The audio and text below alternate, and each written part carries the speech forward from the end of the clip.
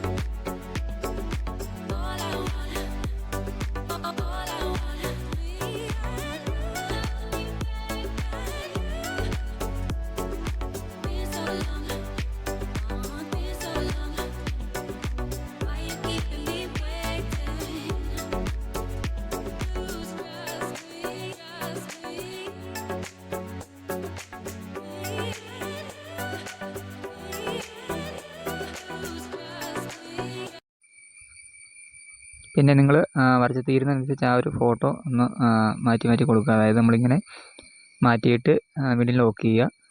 എന്നിട്ട് ആ രീതിയിൽ അതായത് ഫോട്ടോ സൂം ഔട്ട് ചെയ്യാണ്ട് ആ സൂം ചെയ്തേക്കുന്ന വെച്ചേക്കുന്ന അതേ രീതിയിൽ തന്നെ ഇങ്ങനെ മാറ്റി ഓരോ ഭാഗങ്ങൾ വരച്ച് കംപ്ലീറ്റ് ചെയ്തതിനനുസരിച്ച് ഫോട്ടോ മാറ്റി വെച്ചിട്ട് വരച്ച് പോവുക.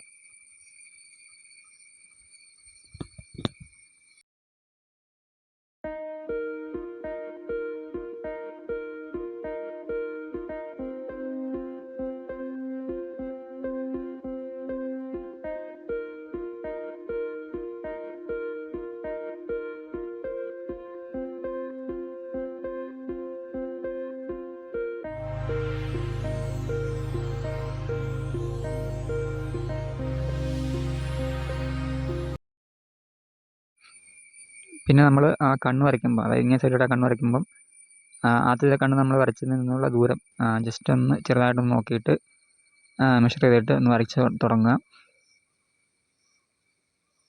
ആ കണ്ണിൻ്റെയൊക്കെ ഷേപ്പ് നിങ്ങൾക്ക് അതുപോലെ തന്നെ വരയ്ക്കാൻ പറ്റുന്നുണ്ടോ എന്ന് നോക്കുക. നമ്മളൊന്ന് ശ്രമിച്ചാൽ നമുക്ക് സാധിക്കും. നിങ്ങളൊന്ന് ട്രൈ ചെയ്ത് നോക്കിയാൽ മതി. നമുക്ക് ഫ്രീ ഹാൻഡായിട്ട് തന്നെ വരയ്ക്കാനൊക്കെ പറ്റും.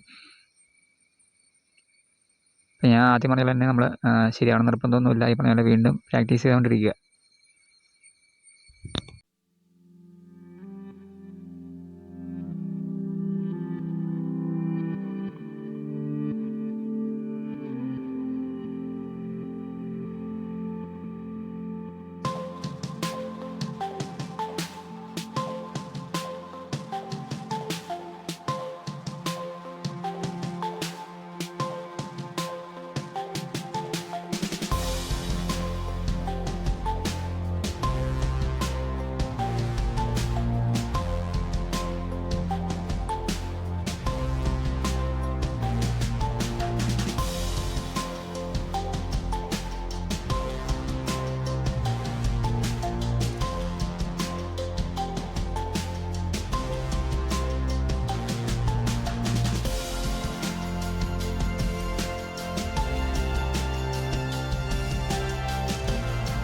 അതുപോലെ നമ്മൾ മുടി കാര്യങ്ങളൊക്കെ വരച്ച് കൊടുക്കുന്നുണ്ട്. അപ്പോൾ മുടി വരയ്ക്കുമ്പം കുറേ കണ്ണിലോട്ട് കിടക്കുന്ന ഭാഗങ്ങളൊക്കെ ഉണ്ട്. അപ്പോൾ അതൊക്കെ നിങ്ങൾക്ക് ആ ഫോട്ടോ നോക്കുമ്പോൾ മനസ്സിലാവും. അത് നോക്കിയിട്ട് അതുപോലെ തന്നെ ചെയ്താൽ മതി. പിന്നെ വരച്ച് ചെയ്യുന്നതനുസരിച്ച് ഇതുപോലെ ഫോട്ടോ മാറ്റിയിട്ട് വീണ്ടും ലോക്ക് ചെയ്യുക. നിങ്ങൾ സൂം ഔട്ട് ചെയ്യൽ ആ രീതിയിൽ തന്നെ വരച്ച് പോവുക.